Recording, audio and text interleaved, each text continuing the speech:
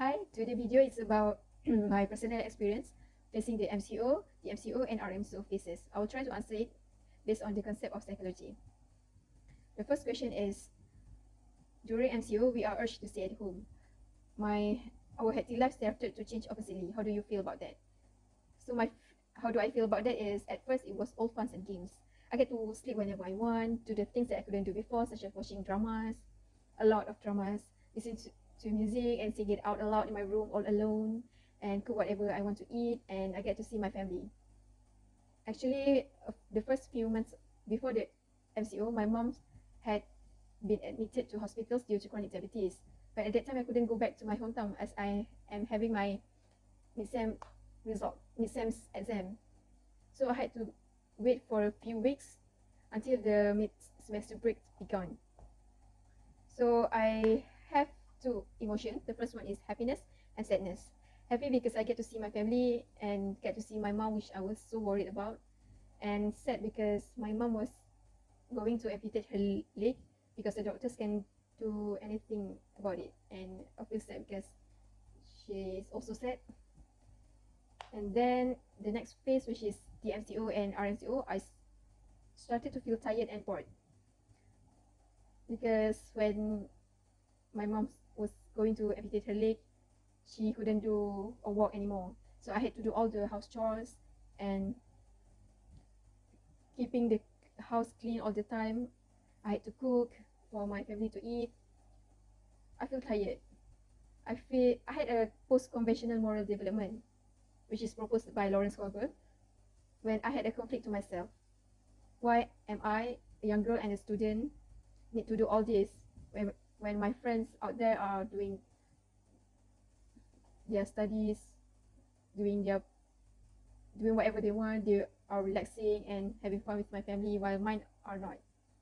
But my conscience tell me that it is all about having to fulfill my duty as a daughter that has been taken care of since 20 years ago. If it was not me, then who else will do it? It is time for me to take all the responsibilities as I am getting older and I am now an adult. Okay, and next question is about the education delivery method changes to online learning. The first thing that came to my mind, and which one do I prefer, online or face-to-face learning, and why? Okay, the first thing that came to my mind is how I'm gonna do the lab work and lab reports. Because I am from FSTS, Faculty of Research Science and Technology, we had a lot of lab reports and lab session. The question that I asked is it by having a virtual lab or what? I literally had no idea. After the online class has started, then only I know. Honestly, I would prefer face-to-face learning because there will be less assignments, real exams, and real situation, and better environment for me to study. I can also ask directly to my lecturers if I had any questions or inquiry. And sometimes it is also fun to hear the stories from the real life story from my lecturers whenever we had a break. Besides, in my hometown, we barely had any line connections. When the lecturers are doing live meetings through Zooms and Microsoft Teams, sometimes I couldn't even hear what the lecturer says or what the lecturer showed in the slides.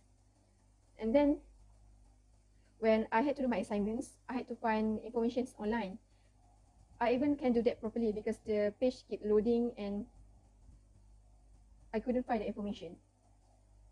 The assignments also were given too much for me, I think, because the evaluation cannot be done face to face, so the lecturers had to give us assignments. I do understand the lecturers' feelings, but it is also my opinion, so I will just state it that I was stressed about the assignments. To cope with my stress, I had some defense mechanism that I noticed in myself. The first one is regression, where I will go back to my old behavior that makes me comfortable. And the thing that makes me comfortable, as I mentioned earlier, is watching Korean dramas or Thailand dramas. They makes me happy and they keep my adrenaline high. So it makes me happy. Secondly, rationalization, which means I tolerate with my inner self to not do the assignments until they do arrive.